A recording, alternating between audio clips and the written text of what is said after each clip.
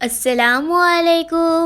মেহজাবিন কি দুনিয়া থেকে আমি মেহজাবিন সবাইকে ওয়েলকাম করছি। আশা করছি সবাই ভালো আছেন, আমিও ভালো আছি। প্রতিবারের মতো নতুন আরও একটি রেসিপি নিয়ে চলে এসেছি।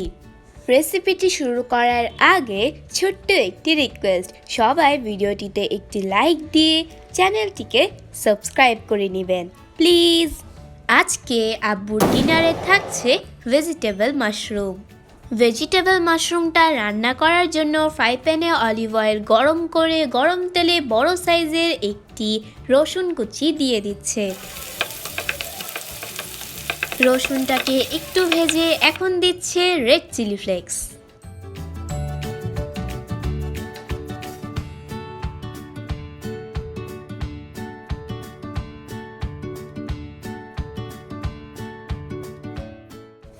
স্টিম করে স্লাইস করে কেটে রাখা মাশরুমটা দিয়ে একটু নেড়েচেড়ে এখন দিয়ে দিচ্ছে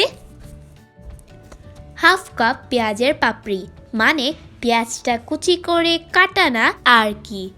আবারও একটু নেড়েচেড়ে দিয়ে দিচ্ছে 1 চামচ সয়া সস।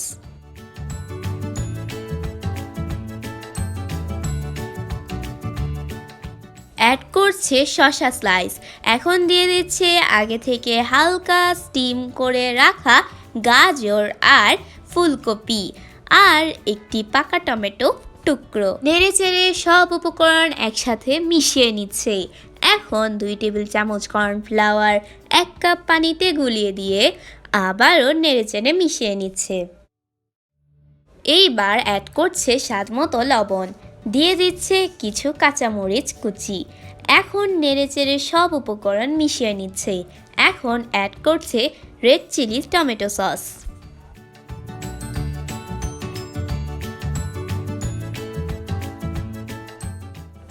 সবজিটা প্রায় রান্না হয়ে গিয়েছে। নামানোর আগে উপর দিয়ে সুন্দর একটি ফ্লেভারের জন্য অ্যাড করছে ধনেপাতা কুচি।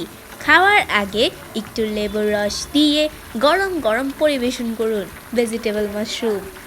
আমার এই রেসিপিটি যদি আপনাদের কাছে একটু ভালো লেগে থাকে তাহলে অবশ্যই লাইক, শেয়ার অ্যান্ড সাবস্ক্রাইব করবেন। আজকের মতো এখানেই বিদায় নিচ্ছি। আল্লাহ হাফেজ।